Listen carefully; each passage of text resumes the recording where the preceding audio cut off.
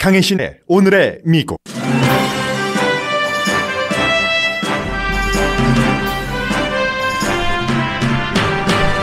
로스앤젤레스를 포함해 캘리포니아주에 공식 투표함이라고 표기된 가짜 투표함이 등장해 주 정부가 조사 중입니다. 그런데 이 가짜 투표함은 공화당이 배치했고 철거하지 않겠다고 주장합니다. 이 투표함을 제일 먼저 홍보한 사람은 48지구 연방 하원 선거에 도전한 미셸 스틸박 후보의 필드 디렉터입니다. 대부분의 미국인은 우편 투표에 부정이 없다고 생각하는데 팍스 TV 시청자들은 다른 생각을 갖고 있습니다. 어제 플로리다주에서 65분 동안 연설한 트럼프 대통령은 남은 캠페인 기간 동안 하루에 최대 6번 선거 유세를 할 예정입니다. 앤서니 파우치 박사에 이어 합참 의장도 대통령 선거 캠페인 광고에 모르는 채 등장해 논란입니다. 바이든 후보는 격전지에서 승세 굳히기에 들어갔습니다. 트럼프 대통령이 트윗을 일삼다가 중국과 무역 협상에서 졌고 중간층은 외면했다고 비난했습니다. 공화당 대선 후보였던 밋 롬니 상원 의원이 트럼프 대통령을 직접 비난하는 성명을 발표했습니다. 트럼프 대통령이 민주당 부통령 후보를 괴물이라고 부르면서 또 전직 대통령을 감옥에 가두라고 하는 등의 미움의 난국을 형성한다는 지적입니다. 조기 투표 첫날 조지아주 유권자들은 11시간을 기다려서 투표를 한 사람도 있습니다. 코로나 바이러스는 레드 스테이트에서 확산되고 있고 코로나 바이러스에 걸려서 회복된 사람이 또 걸리는 케이스도 늘어납니다. 모더나에 이어 존슨앤존슨도 백신 3단계 임상시험을 중단한다고 발표했습니다. 대선 전에 백신이 나올 가능성은 거의 사라졌습니다. 미국을 포함한 대부분의 나라에서 태양에너지가 석탄이나 가스 에너지보다 더 값이 싼 시대가 됐습니다.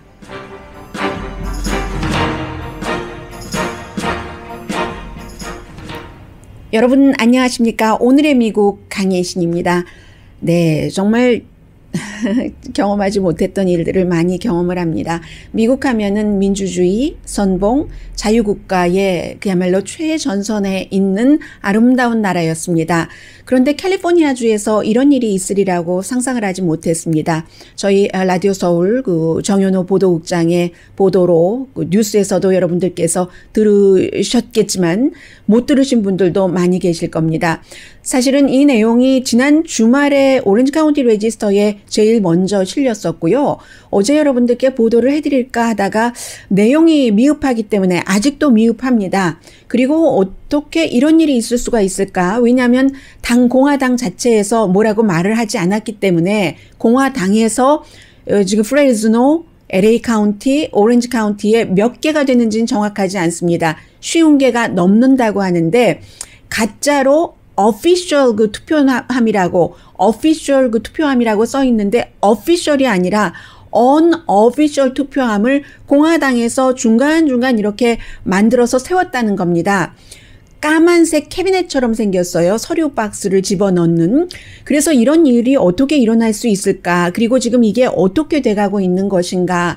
그리고 또 하나는 요즘 몇 번 여러분들께 전해드렸습니다마는 텍사스주에서는 오히려 이 드롭박스죠. 말하자면 그 우편 투표를 해서 그 투표를 용지를 작성을 해서 그 우편함에 공식적인 official 우편함에 넣는 것. 이 드롭박스를 인구가 169명이 사는 카운티이건 400 몇십만 명이 사는 카운티이건 드롭박스를 하나만 만들겠다 해서 결국은 그 법원으로 올라갔고 또 다른 결과가 나와서 잠시 뒤에 말씀드리겠습니다만 똑같은 일인데 캘리포니아주 공화당은 이 드롭박스를 official도 아닌데 official이라고 이름을 써서 여러 곳에 이렇게 배치를 했다는 겁니다.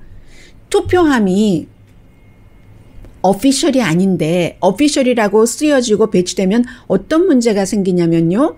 다 장소도 생각을 하겠죠. 그 운영 시간도 생각을 할 테고 안전 문제도 우편함은 그 민주주의 사회에서 살고 있는 국민들이 할 수 있는 최고의 권력입니다. 최고의 권한입니다. 선한 권력, 선한 권한입니다. 그런데 그것이 안전이 보장되지 않는 상태에서 그렇게 되면은 어떻게 되겠어요? 그런데 공화당이 어제 우리가 그렇게 했다는 것을 시인을 했는데 잘못하지 않았다는 겁니다. 공화당의 얘기도 들려드리겠습니다. 그런데 이제 이 문제는 제일 먼저 트위터에서 지금은 내렸던데요. 바로 우편 투표함에 여기 써 있습니다. 오피셜 우편 투표함이라고 써 있고 젊은 남성이 미셸 스틸박에게 투표를 하고 나서 손가락을 이렇게 치켜 세우고 여기에 넣어도 된다는 그런 거예요. 오피셜 투표함 사람들이 보여주는 거잖아요. 이렇게 하고 글씨도 썼습니다. 내가 나의 잡으로 조기 투표를 했는데 가장 중요한 지금 하원 의원 선거고 내가 지금까지 해본 투표 가운데서 그래서 나는 미셸 스틸에게 미셸 스틸박까지는 안 써 있을 거예요. 투표 용지에도 미셸 스틸에게 투표하는 것을 너무나 자랑스럽게 생각을 하는데 무척 나에게는 편안하다, 편리하다, convenient한 로케이션이다. to drop your 이 투표용지도 이런 곳에 넣으면 된다는 식으로 딱 이 젊은 사람이 했습니다. 이 젊은 사람이 요르단 타이라는 사람인데 미셸 스틸박 후보의 지역 디렉터라고 하는군요. 물론 이 사람이 이것을 세운 것은 아니지만 어쨌든 이렇게 해서 사람들이 이것도 오피셜 박스인가 보다라고 오해를 할 가능성이 굉장히 많잖아요. 그래서 지금 캘리포니아주에서 민주당뿐만이 아니라 공화당에서도 일단 오렌지 카운티 검사실에서도 지금 조사를 하고 있고요. 그래서 오렌지 카운티 여러 곳에 이것이 배치가 돼 있는데 프레즈노 같은 데도 교회에도 주차장에도 검은색입니다. 검은색 이렇게 사람 키보다는 6피트는 안 되는 것 같고요. 딱 캐비넷처럼 생겼어요. 그런 건데 지금 주의 검찰총장과 주의 총무처 장관이 관장을 하고 있기 때문에 이거 다 제거해라. 알렉스 파디아 총무처 장관이요. 또 하비에르 바세라 검찰총장이 스탑해라 하는데 공화당의 주장은 스탑할 수 없다. 합법이다라는 거예요. 총무처에서 오피셜한 박스, 오피셜 투표 용지 드롭 박스는 하얀색과 파란색으로 돼 있고 지금 이 가짜 박스는 좁아요. 넓이는 웬만큼 되는데 이 폭이 좁거든요. 이런 게 아니라 아주 튼튼하게 잘 세워졌어요.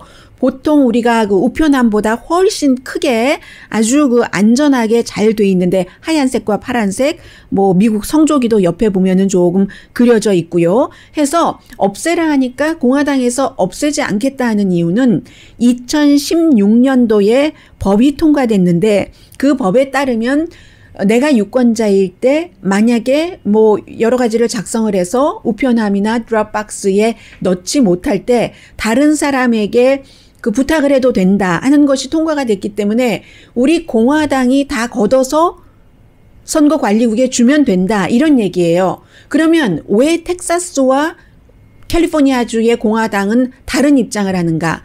텍사스의 주지사는 우편 투표 신청을 하는 사람이 민주당이 많으니까 그러니까 이제 그것을 좀 줄여보려고 카운티별 하나씩만 이 드롭박스를 놓고 그러면 시니어라든가 장애인들은 굉장히 몇 시간을 드라이브를 해서 이렇게 하기가 굉장히 힘들잖아요. 그런데 캘리포니아주는 이게 공화당들이 많이 아무튼 투표를 하게 하고 싶은데 드롭박스가 적다 해서 드롭박스를 50개 이상을 지금 더 놓고 우리는 이거 합법이니까는 아니다라고 얘기하는데 상식적으로 생각을 하는 사람들은 오피셜한 우편함 드롭박스는 오피셜하게 선거를 관리하는 주 총무처에서 하는 것이 선거관리국에서 하는 것이 맞다고 생각을 할 수 있을 것 같습니다. 그래서 이게 어디까지 갈지는 모르겠어요. 그러나 공화당이 이제 끝까지 철거하지 않는다고 하고 이제 오렌지 카운티에서는 당이 배치를 했다. 돈을 주고 사서라고 얘기를 했는데 누가 어떻게 책임 소재가 끝까지 올라가면 이게 4년 징역형에 처해질 수 있다는 얘기거든요.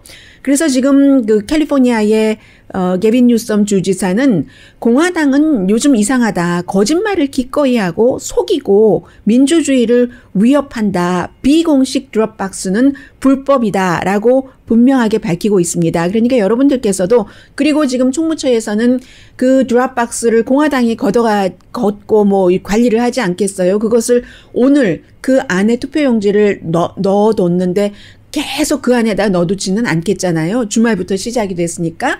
그래서 지금까지 그 드롭박스에 자신의 투표용지를 넣은 사람들 리스트를 목요일, 오늘 화요일이죠. 내일 모레까지 제출을 하고 이거 스탑해라 하는데 내용이 어떻게 될지 모르겠습니다. 지금도 날이 밝았기 때문에 열심히 이 검사 측과 또 선거관리국, 총무처와 공화당이 지금 뭔가를 합의를 하고 있겠죠. 뭐 이런 문제입니다. 그래서 텍사스주에서는 어제까지만 하더라도 또 다른 법원에서는 주지사가 한 카운티별로 하나씩만 이 드롭박스를 놓는 여기에 대해서 민권연맹이라든가 많은 그 유권자들의 투표 권리를 보호하기를 원하는 그런 그룹들이 고소를 했는데 제5항소법원 3명이 주지사가 그렇게 인구가 뭐 몇백만 명이던 뭐 몇백 명도 안 되던 이 우편 그 투표 용지를 넣을 수 있는 드롭박스를 카운티별로 한 개씩만 할 수 있는 권한이 있다라고 판결을 내렸습니다. 3명의 판사예요. 3명의 판사 모두 트럼프 대통령이 뭐 지명하고 임명하고 한 판사입니다. 그러니까 캘리포니아주에서 아니 그 텍사스주에서도 민권 운동과 유권자 보호를 권리 보호를 하는 사람들이 이건 아니다라고 얘기를 하고 있고요. 대신에 이 항소법원의 3명의 판사는 조기 투표를 할 수 있는 그 기간을 조금 더 뭐 연장을 한다던가 오늘부터 조기 투표 시작이죠. 텍사스에서 이 방송 듣고 계신 분들 안녕하세요. 그런 것 같은데 여기서 또 끝나지가 않습니다. 항소법원 판사 전원의 판결을 원하거나 아니면 이것도 우리 연방 대법원까지 가지고 가겠다 하는 거거든요. 지역에 따라서 살고 있는 지역에 따라서 그 우편함을 놓는 것도 캘리포니아는 더 놔야지 우리 편에 유리하다고 하고 텍사스는 덜 놔야지 우리 편에 유리하다고 하는데 이것이 지금 그 공화당이 여러 가지로 밀리고 있는 것만은 분명해 보입니다. 그러니까 이러한 일들을 하는 주체가 지금 공화당이거든요. 그래서 캘리포니아주와 텍사스주에서 그런 일이 있고 또 우편 투표에 대한 생각에 관한 가장 최근에 오늘 아침 뭐 지금부터 얼마 되지 않았습니다. CBS의 여론조사를 포함해서 여러 가지를 좀 전해드리겠는데요. 대부분의 미국 사람들은 우편 투표에 조직적인 사기가 없다고 믿습니다. 그래서 우편투표가 아주 심각한 문제다라고 하는 것이 퓨 리서치사가 오늘 발표한 결과에 따르면 오늘이면은 그동안 공화당에서 우편투표 문제가 많다, 사기다라고 굉장히 홍보를 많이 한 이후잖아요. 그런데 오늘 그런 그 퓨 리서치사의 여론조사 결과에 따르면 25%의 미국 사람들이 우편투표에 심각한 문제가 있다라고 생각을 했습니다. 그에 비해서 팍스를 보고 있는 사람들은 52%가 심각한 문제다. 그리고 나머지 또 30%는 마이너한 조금 뭐 덜 심각한 좀 약간의 문제가 있다. 82%가 팍스 TV를 보고 있는 사람들은 문제가 많다고 생각하는 거예요. 그에 비해서 퓨 리서치사가 팍스를 제외한 그런 여론조사 기구 가운데서는 가장 많은 편이고요. 25%. 그 다음이 20%가 심각한 문제다. ABC의 여론조사 결과는 17%, CNN 16%, NBC 14%, MSNBC 5%, NPR 방송의 여론조사 결과로는 3%, 뉴욕타임즈 3% 이렇게 돼 있습니다. 그래서 우편투표에 관한 생각도 너무 다르고요. 공화당은 믿지 못하기 때문에 안 한다고 하지만 또 민주당에서도 마찬가지예요. 유권자들 얘기를 들어보면 우편투표 문제 가지고 트럼프 대통령이 예를 들어서 졌다고 할 때 가정해 볼 때요. 그래도 그 문제를 들고 나올 것이 뻔해 보이기 때문에 우편투표를 뭐 하더라도 뭐 우편투표를 안 하던가 직접 뭐 어떻게 한다던가 뭔가 다 나름대로 그 조기투표를 한다던가 나름대로의 방법을 전부 그 세우고 계십니다. 텍사스 같은 경우는 우편 투표도 안 되잖아요. 미국에서 우편 투표가 안 되는 곳이 그다지 많지 않거든요. 그런데 텍사스가 완전한 격전지는 아니지만 그래도 지금 블루 쪽으로 퍼플 쪽으로 가고 있으니까 그러한 구분에서 볼 때는 그 퍼플이라든가 격전지에서 볼 때는 유일하게 텍사스가 우편 투표가 안 되는 곳이잖아요. 뭐 조기 투표 드랍박스에 넣는 것은 되더라도. 그리고는 어제 조지아주에서는 조기 투표를 시작했는데 고생 많이 하셨죠, 여러분? 11시간 동안이나 기다려서 투표한 사람이 있다고 저는 영국 신문 가디언에서 봤거든요. 그 정도로 지금 조기 투표의 그 비율이 굉장히 높은데 조기 투표 아직 시작하지 않은 곳이 있으니까 버지니아에서 시작을 했었고 오하이오, 조지아 이런 모든 곳에서 조기 투표율이 굉장히 높거든요. 전부 공화당이 강했던 곳입니다. 조기 투표가 기록적인데 현재 뭐 조기 투표라던가 아니면 우편 투표는 아무래도 그 민주당 성향이 조금 그 많은 편이고요. 그리고 전체적인 투표 결과는 역시 11월 3일 끝나고 봐야지 하는데 올해는 전체적으로는 약 37%의 유권자만이 투표 당일에 투표를 할 것이다라고 얘기를 했습니다. 나머지는 조기 투표를 한다던가 우편 투표를 한다던가 전부 코로나 바이러스 사태 때문에 그러는데 2016년과 비교를 한다면 2016년도에는 반대로 60%가 투표 당일에 투표를 했습니다. 이번에는 그렇게 차이가 많아요. 그리고 이제 어제 바이든 후보와 트럼프 대통령의 여러 가지 그 선거 유세는 잠시 뒤에 여러분들께 전해드릴까요? 잠시 뒤에 두 후보의 선거 유세는 잠시 뒤에 전해드리고 트럼프 대통령의 그 선거 유세 가운데서 앤서니 파우치 박사가 어제 그 캠페인 본부에 내 음성이 들어간 내가 마치 트럼프 대통령의 코로나 바이러스 사태에 대처한 것을 잘했다고 지지하는 것 같은 그거 내려라 라고 정식으로 그 요청을 했거든요. 트럼프 대통령 캠페인 측에서 나를 괴롭힌다, 하래스한다 라는 얘기를 했습니다. 그리고 이제 트럼프 대통령이 어제 굉장히 많은 사람들이 모였고 아주 그 열정적으로 연설을 했고요. 트럼프 대통령 그거 위험하다. 코로나 바이러스 아무래도 사람들이 많이 모이면 퍼지기 마련이니까요. 그런 경고를 했는데 또 이런 경우도 처음 봤습니다. 캘리포니아주에 가짜 드랍박스가 등장하는 것만큼이나 놀라운 뉴스인데요. 마크 밀리 합참의장이요. 이 합참의장이 트럼프 대통령 선거 광고에 또 등장을 하는 거예요. 미국에서 군인은 유니폼을 입은 군인은 정치적으로 물론 이제 공화당 성향이 강해요. 강한 군대하기 때문에. 그런데도 정치적으로 이게 어느 당에 속한다던가 중립을 군 지도자들이 중립을 지켜야지 되는데 합참의장의 동의 없이 합참의장이 등장하는 캠페인 광고를 지금 트럼프 대통령 측에서 내보내고 있거든요. 그리고 군인 정치 캠페인에 나가면 안 되는 게 엄격한 군율, 군법이라고 말씀드릴 수 있겠습니다. 그리고는 저는 어제도 들었고 그제도 들었는데 이 마크 밀리 합참의장이 NPR 방송과 인터뷰를 했어요. 우리는 절대로 군은 미국 선거나 정치에 개입하지 않는다라고 얘기를 하면서 만약에 선거 결과에 뭐 트럼프 대통령이 승복하지 않고 이렇게 저렇게 할 경우 그 경우에라도 그 의회와 법원이 할 거다. 우리 군은 절대로 개입하지 않는다. 선거에 개입하는 것은 0%다. 제로라고 딱 그 결론을 지었거든요. 어제도 그랬고 그제도 그랬고. 그런데 떡하니 트럼프 대통령 캠페인 측에서 합참의장 목소리는 이번에는 안 썼어요. 앤서니 파우치 박사처럼 이것을 쓴 겁니다. 그래서 지금 이것도 돈 내고 하는 정치 광고잖아요. 그렇기 때문에 합참의장 모습이 나오는 게 아니지 많은 그 정치학자, 역사학자들이 얘기를 하고 합참의장이 분명히 대통령 측에 그 불만을 접수를 하겠죠. 지난번에도 그 대통령이 시위대를 뭐 최루가스 같은 거 뿌리고 교회에 가서 바이블 뭐 거꾸로 들었다던가요 하고 사진 찍고 했을 때 합참의장이 모르고 갔었다 하면서 나중에 그건 내가 너무 잘못한 거다. 그 자리에 내가 군복을 입고 그런 자리인 줄 알았으면 안 갔을 것이다 하고 정식으로 사과를 했었잖아요. 그런데 지금 모든 것들이 다 엉켜서 웬만한 5점이 예전 같으면 미국에선 너무너무 창피한 5점이고 일어나지도 않고 하는 일인데 요즘은 많이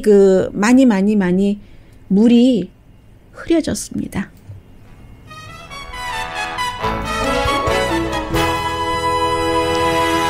네, 오늘의 미국을 후원해 주시는 분들 잠시 뒤에 불러드리겠습니다. 그리고 잠시 뒤에요. 지금 코로나 바이러스 사태가 다시 위험해지기 때문에 관련 뉴스들을 좀 전해드리겠습니다. 라디오 서울 방송 오늘의 미국 듣고 계십니다. 왜 제가 안경을 끼니까 더 잘 안 보이시죠?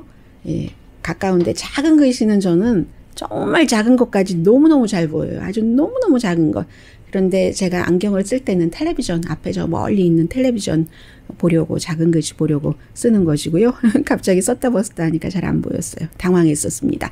자, 어제 트럼프 대통령이 플로리다주에 가기 전에 대통령의 주치의가 대통령이 코로나 바이러스에 대해서 음성 판정을 받았다. 2번 연속해서라고 발표를 했습니다.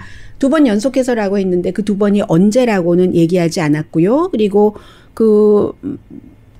테스트하는 그 기구 자체는 테스트 기구가 말하자면 인스턴트 테스트 비슷한 것인가 봐요. 아볼트, 비넥스 나우라는 이런 것으로 했고 정식 테스트는 아닌 것 같고요. 그래서 빨리 나오는 그런 인스턴트 테스트로 했는데 그게 언제 네거티브 반응이 연속해서 2번 나왔다 하는데 그게 언제라고는 얘기를 하지 않았습니다. 어쨌든 음성이다. 지금 바이러스를 다른 사람들에게 전염시킬 가능성이 전혀 없다라고 했고요. 대통령이 바이러스의 음성이 나왔다고 하니까 그 자체가 좋은 뉴스고요. 어제 한 65분 정도 연설을 했는데 목소리는 갈라졌지만 그냥 아마 대부분의 사람들이 건강해 보였다라고 생각할 수 있을 것 같습니다. 보통 대통령이 선거 유세에 가서 연설을 하면은 90분 정도는 거뜬히 하거든요. 그런데 어제는 65분 정도에서 그쳤고 오늘 아침에 그 가디언이 보도한 것은 대통령이 이제 이런 얘기를 했어요. 정확하게 대통령의 말씀을 전해드리면 제가 지금 기분이 굉장히 파워풀한 느낌입니다 하면서 여러분들께 걸어갈 거예요. 거기로 걸어갈 거예요. 그리고 여기 모인 모든 사람들에게 키스할 겁니다. 가이에게도 키스하고 뷰티풀한 워먼에게도 키스를 하고 모든 사람에게 키스할래요. 여기 모인 모든 사람하고 이렇게 얘기를 해서 관중들이 굉장히 모인 사람들이 트럼프 대통령 지지자들이 좋아했고요. 그리고 춤도 췄어요. 조금 아주 기분 좋다, feel so good, feel so powerful 하는 것을 나타내면서 춤도 연단에서 연단이 바로 앞에 있으면 연단 이쪽으로 나와서 이제 단상 옆으로 나와서 대통령이 춤도 조금 추고 있는데 그런 모습을 특별히 이슈에 대해서 말한 것은 없어요. 북한에 대해서도 마찬가지입니다. 의미 있는 말은 아니고요. 그래서 가디언은 크리스마스 때 술 취한 엉클이 말하는 것처럼 했다. 말하는 것처럼 크게 like a drunken uncle at Christmas 이렇게 얘기를 했습니다. 어쨌든 건강해 보였다 하는 것이 중요한 것 같고요. 하루에 앞으로 한 6개의 이벤트까지 소화할 수 있다. 그러면 21일 남았습니다. 21일 6개 하면은 126번이요? 그러면은 지난번에 2016년도의 막바지보다도 훨씬 많은 선거 유세가 되는데요. 일단 펜실베니아로 가고 격전지니까 아이오와도 가고 플로리다에 다시 갑니다. 플로리다가 위험해졌어요. 지금 이미 여론조사 결과는 바이든 후보가 앞서는 것으로 나옵니다만 시니어들이 코로나 바이러스 사태와 대통령의 스타일 때문에 그 스타일 때문에 믿을 수가 없다 하면서 불과 몇 개월 전까지 트럼프 대통령을 지지하던 The Village라는 마을의 시니어들도 지금 바이든 후보를 지지한다고 주말에 골프 카트 타고 행렬하고 했거든요. 그러니까 다시 이 플로리다주에도 간다고 하고 그 밖에 이제 주말이 되면은 오하이오 가고 또 위스콘신도 가고요. 지난번에 다 이겼고 오하이오도 크게 이겼지만 지금은 오히려 바이든 후보가 조금 앞서간다는 조사가 나오고 있고 그리고는 노스캐롤라이나주에도 곧 가겠다고 하는데 바이든 후보가 어제 그 오하이오주에서 선거 유세를 했습니다. 바이든 후보는 지금 이제 승세 굳히기 비슷하게 들어가고 있는데 어제 이제 노조원들 앞에서 드라이브인 트로 주로 이제 바이든 후보가 연설할 땐 트럼프 대통령은 굉장히 많은 사람들을 요즘은 이제 야외에요. 공항에서 이 선거 유세를 했는데 한 30명 내지 50명 정도 주로 이제 그 드라이브인으로 해서 거리두기 하고 마스크 쓰고 이런 형태로 연설을 하는데 중국에 대해서도 얘기를 했고요. 왜냐하면 중국에 대해서는 지금 오늘 아침에도 무역에 관해서 발표 나온 것을 보니까 제가 미국 뉴스가 아니라서 자세히 말씀드리지는 않겠습니다만은 중국은 뭐 수출도 뭐 한 13%가 최근 분기에 늘어났고 그리고 수입도 늘어났어요. 수출 같은 경우는 코로나 바이러스 사태 이후에 의료기구 수출 같은 것이 굉장히 많기 때문에요. 올해도 당연히 플러스 성장이고 그에 비해서 이제 미국은 뭐 한 10% 정도 마이너스 성장을 한다고 하는데 미국뿐만이 아니라 뭐 영국, 독일도 거의 10%까지는 안 가도 마이너스 성장하는 지금 그런 예측이 나오고 있거든요. 중국만 오히려 코로나 바이러스 사태가 일어나고 나서 중국이야 뭐 공산국가니까 시진핑 중국 국가주석 마음대로 완전히 그 지역을 차단할 수 있는 권한이 있어서 잘 잡았지만 사망자 얼마 안 돼요. 중국은 지금 사망자 보면은 뭐 몇천 명 안 되거든요. 5천 명 조금 넘는 그 정도의 그 사망자인데 그에 비해서 미국이 뭐 사람으로 따지면 100만 명당 중국이 3명이 숨졌으면 미국은 100만 명당 500명이 숨진 거거든요. 몇 배예요? 500 나누기 3을 해보면은 그러면 뭐 100 몇십 배 중국이 대처를 더 잘했다는 거죠. 거기가 근원지라 할지라도. 그랬기 때문에 경제를 추스리고 중국의 경제가 괜찮아질 수 있는 겁니다. 어제 이러한 수치를 그 바이든 후보가 얘기를 하진 않았지만 중국에 대해서 뭐 무역 협상을 한다고 하더니 결국은 중국에 졌네 뭐 이런 얘기도 했고요. 제조업 같은 것도 미국으로 다시 돌아올 수가 없는 부분이 있잖아요. 잠시 뒤에 세 번째 섹션에 또 말씀을 드리겠습니다만은 이 세상의 추세라는 것은 거스를 수가 없는 것이기 때문에 그리고 특히 오하이오가 미 전국보다 그 실업률이 높습니다. 물론 4년 전에도 그랬기 때문에 이 트럼프 대통령이 아주 인기가 있었고 뭐 8%포인트 이상의 차이로 힐러리 클린턴에게 이겼습니다마는 트럼프 대통령이 지난 4년 동안 워킹 클래스에 대해서 별로 해준 일이 없고 월스트리트의 부자만 더 부자로 만들었노라. 이게 어제 그 바이든 후보의 메시지였거든요.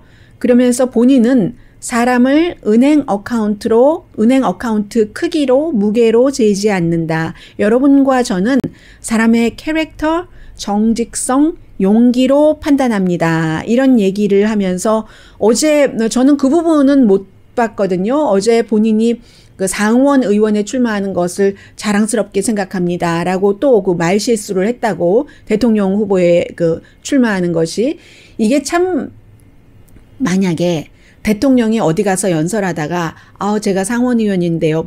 전에 이제 이 대통령이 상원의원을 수십 년을 지냈어요. 그래서 그 대통령이 연설하면서 제가 상원의원으로서 이렇게 얘기를 하면은 이미 대통령이기 때문에 조크라고 얘기할 확률이 굉장히 높습니다. 그리고 본인도 웃고 말 텐데 지금 조 바이든 후보는 나이가 많은 데다가 그러니까 말 실수도 좀 하는 데다가 하니까 이것이 굉장히 또 공화당에게는 큰 그 약점이 되는 거고요. 어제 아무튼 그런 일이 있었다고 합니다. 그리고는 이제 펜실베니아 쪽으로 가서 또 선거 유세를 하는데 펜실베니아는 이 바이든 후보가 아마 이길 겁니다. 지금 뭐 7%, 8% 정도까지 그 앞서가고 있기 때문에 또 펜실베니아에도 보면은요. 어떤 분들이 그런 말씀을 하시는데 여러분들이나 제가 보는 것이 전부가 아닙니다. 그래서 그 전부는 전문가들의 분석을 따르는 게 가장 정확한데 예를 들어 어떤 분들이 농촌에 가니까 전부 뭐 트럼프 표밭이에요. 트럼프 팻말만 있어요. 펜실베니아도 우리 동네에는 전부 뭐 바이든 팻말만 있어요. 우리 동네는 트럼프 팻말만 있어요. 라고 얘기를 하시는데 그분들이 보시는 시각에서 이게 다 참입니다. 그런데요. 펜실베니아에도 어떤 동네는 바이든 해리스만 있고 어떤 동네는 트럼프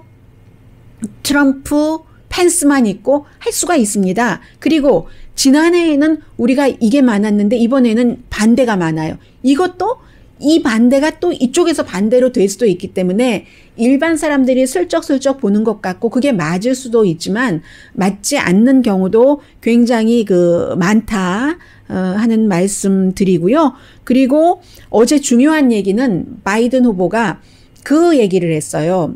현지에 갔으니까 현지와 언론사와 인터뷰를 하는데 지금 연방 대법관 지명자 청문회가 이틀째인데 나흘여입니다. 이틀째인데 이렇게 6대3의 보수가 많은 대법원이 형성되고 나면은 만약에 상원이 지금 오늘 아침에도 쿡 리포트 보니까 민주당이 다수당이 될 확률이 높다고 하던데 어제보다 더 높아졌다고 합니다. 그렇게 될 경우 상원, 하원, 백악관이 다 민주당이기 때문에 연방 대법관의 숫자를 늘리는 것에 대해서 어떻게 생각하느냐. 며칠 전에는 선거 끝나고 답변하겠다고 했습니다. 그런데 어제는 나는 연방 대법관 숫자 늘리는 것에 팬이 아니다.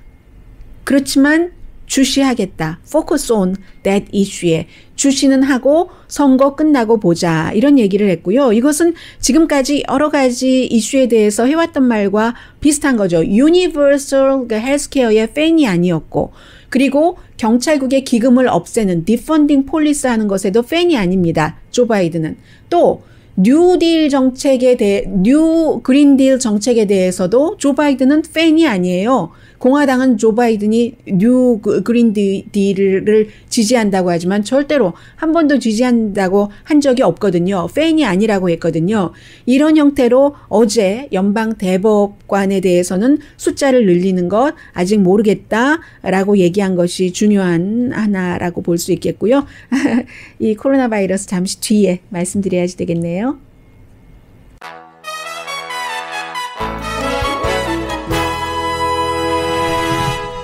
라디오 서울 방송 오늘의 미국 듣고 계십니다. 지금 앤토니 파우치 박사가 얘기를 하고 있는데 들려드리려고 했더니 끝났습니다. 네바다주에서 저희 라디오 서울 방송 듣고 계신 분들 많이 계시죠? 안녕하세요. 네바다에 살고 있는 25살이면 청년이죠. 아주 젊고 나이로만 볼 때 건강한 나이대이고 한데 이분이 지난번에 코로나 바이러스에 걸려서 약간의 증상이 있었다고 하거든요. 그런데 다시 걸렸다. 젊은 사람인데도 불구하고 그러니까 한 번 걸렸다고 내가 면역성이 생기는 거야. 이렇게 장담하기는 힘들다는 얘기죠. 그런 면에서 이제 미국의 대통령이기 때문에 트럼프 대통령이 병원에서 퇴원한 지 얼마 되지 않고 아주 여러 가지 치료법을 아직 공식적으로 인정받지 않은 치료법까지 동원을 해서 치료를 받았기 때문에 또 트럼프 대통령이 재선이 될지 아닐지 모르지만 재선이 되지 않더라도 내년 1월 20일까지 또 대통령이고 하니까 대통령의 건강을 걱정하는 사람들이 굉장히 많고요. 아마 옆에서도 그럴 겁니다. 지금 약 투여도 굉장히 많이 했는데 하루에 6번씩이나 선거 유세를 한다고 그렇게 무리해도 되는가 하는 생각을 하는 사람들도 있을 것 같고요. 존슨앤존슨이 백신 3단계 임상시험을 중단한다고 한 것은 별로 이상할 게 없는 겁니다. 전문가들의 얘기를 들어보면은요. 지난번에 이제 모더나도 그런 일이 있었고 이번에도 누군가가 아픈 거예요. 환자가. 아픈데 원인을 모르겠다는 거죠. 왜 아픈 건지. 지금 파이저사에서는 그 환자가 정말 백신 개발 중인 이 백신을 맞은 것인지 아니면 플라시보랑 항상 같이 가잖아요. 마지막 단계에서는 그냥 아무것도 안 줬는데 그렇다고 하는 플라시보 환자였는지조차도 말하지 않습니다. 그런데 대상이 6만 명이나 되죠. 그러면 6만 명 가운데서 온갖 케이스가 다 나올 수 있을 겁니다. 그렇기 때문에 이 정도 대규모로 뭔가를 하고 있을 때 중단하는 일이 흔치 않다 하는 것이 이분이 하버드에서 브라운 대학교로 가셨네요. 언론에 많이 지금도 나오고 있는 아시시지아 박사, 하버드 공공건강연구소에 계셨는데 브라운 대학교의 공공연구소의 그 총장으로 가셨군요. 예상했었던 일이다, 본인은 라고 얘기를 합니다. 그러면서 이 백신이라는 것은 임상시험의 그 타임라인을 맞추는 것이지 그 정치 타임라인에 맞추는 것은 아니다라고 얘기를 했습니다. 그리고 캘리포니아주의 경우도 뭐 지금 오렌지 카운티 괜찮다고 하고요. LA 카운티도 뭐 괜찮은 곳이 있고 괜찮지 않은 곳이 있는데 전체적으로는 확진자가 조금 늘어나고 있습니다. 일주일 전에 비해서 뭐 2.2% 정도 늘어났다고 하던데 지금 코로나 바이러스 확진자가 많이 늘어나는 곳은 대체적으로 레드 스테이트거든요. 공화당의 주라고 말씀드릴 수 있거든요. 뭐 어제 31개 주, 오늘도 비슷한 주에서 감염자가 늘어났는데 줄어드는 주를 먼저 따져봐야지 돼요. 뭐 메인하고 텍사스하고 또 한 군데 워싱턴주 이 정도이고 다른 데는 나머지는 그런 비슷하거나 뭐라고 말할 수 없는, 늘어난다고도 말할 수 없고 줄어든다고도 말할 수 없고 캘리포니아주처럼 그런 주이고, 그리고는 이제 어제 제가 말씀을 미처 못 드렸어요. 한 주일 전에 비해서 50% 이상 확진자가 늘어난 곳이 레드 스테이트인 겁니다. 몬타나, 그리고 뭐 테네시 주죠. 몬타나의 경우는 61%나 늘어났거든요. 그리고는 이제 노스캐롤라이나, 버몬트도 그러네요. 버몬트 저쪽 북쪽에, 버몬트주는 물론 뭐 레드 스테이트는 아닙니다만 뉴멕시코도 지금 뭐 50% 이상 한 주일 전에 비해서 늘어났고요. 그리고 새롭게 늘어나고 있는 주를 말씀을 드립니다. 여러분들께서 다 여러 가지 하실 수 있는 모든 조심하는 것을 다 하신다고 생각하지만 제가 이런 때 조금씩 주사 놔드려야죠. 13개의 주가 새로운 하이다라고 보고 있는데 알래스카, 콜로라도, 인디아나, 미네소타, 몬타나, 네브라스카, 뉴멕시코, 노스다코타, 오하이오, 오클라호마, 오레곤, 그리고 사우스다코타, 위스콘신 주입니다. 또 하나는 지금 그 코로나 바이러스가요, 이 스테인레스 같은 곳, 우리 그 싱크 뭐 이런 그런 스테인레스 같은 곳에서는 28일 동안이나 그 살아있다. 그리고 코로나 바이러스에 걸렸다 회복된 사람들도 계속 지금 나오고 있는 얘기가, 아니 이렇게 단기간인데 내가 기억력이 전보다 너무 많이 떨어졌어 하는 분들이 많으시고요. 내가 일을 잘할 수 있을까 하는 얘기, 그리고 또 공통적으로 하시는 말씀이 무감각하다는 거, 뭐 음식이라든가 뭐 그런 여러 가지에서 조금 무감각하다 하는 그런 말씀들을 굉장히 많이 하고 계십니다. 그리고는 이 말씀 드려야지 되겠네요. 솔라에너지 잠시 뒤에 광고 들으시고 나서 말씀드리겠습니다.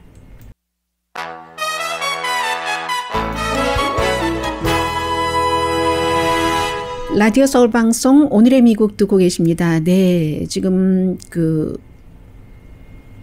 에미 코니 베렛 연방 대법관 지명자 청문회에서 나오고 있는 얘기 가운데서 눈에 띄는 부분은요, 조지 플로이드 비디오는 굉장히 퍼스널했다.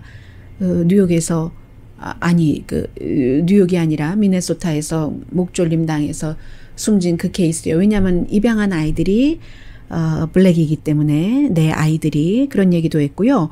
Affordable Care Act에 대해서 내가 적대적이 아니다. 한번 뭐 예를 들어 그런 것을 비난했다고 해서 영원히 그런 것은 아니다. 뭐 이런 얘기도 했고요. 지금 이제 민주당 그 상원 의원들에게 융통성 있게 여러 가지를 얘기하려고 하는데, 민주당 상원 의원들이 뭐 믿느냐 믿지 않느냐는 그 미리 정해진 것일 수도 있고, 또 탄력 있는 생각을 갖고 있는 민주당 정치인들은 또 어떤 반응을 할지, 또 지명자가 얘기한 것에 진정성이 얼만큼이나 있을지, 그 모든 것들이 좌우를 하겠죠. 표결할 때. 어차피 표결은 다 나와 있는 거예요. 민주당은 다 반대하고 공화당은 다 찬성하고요.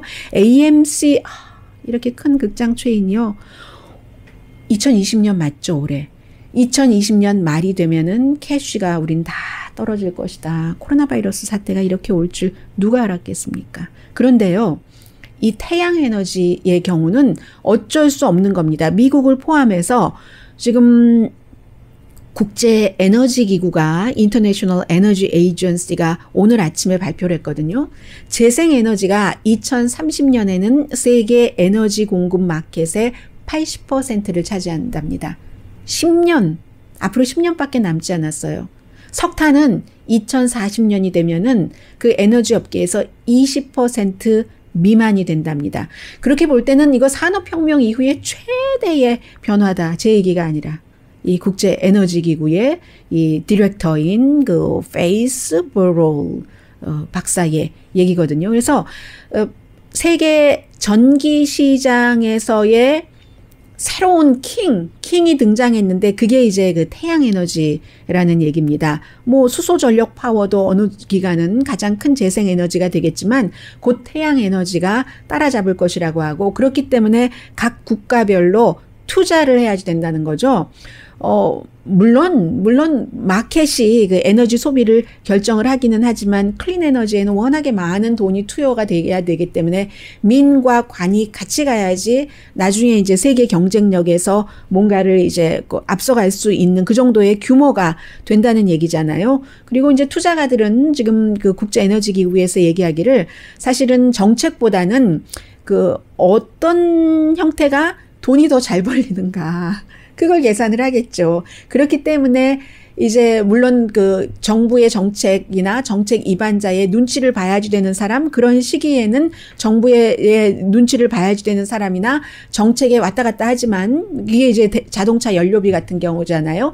연비 같은 경우. 그런데 그렇지 않고 대체적일 때는 결국은 어느 게 돈 더 잘 벌리느냐. 많은 사람이 몰리는 곳이죠. 그게 이제 새로운 그 태양 에너지 이런 곳이라는 거예요. 그래서 재생에너지 생산업체인 넥스트라 에너지라는 회사가 있는데 잠시지만 어제 미국에서 가장 가치 있는 에너지 회사가 됐거든요. 그 가치가 1,438억 달러, 엑소모빌이 9억 달러, 쉐브론이 20억 달러인데 매출은 엑소모빌이 훨씬 많지만 이유는 또 이 재생에너지 회사가 많고 참 모든 일들이요. 뭐 세상의 흐름에 따라가야지 뭐 어쩌겠습니까? 강희신이었습니다.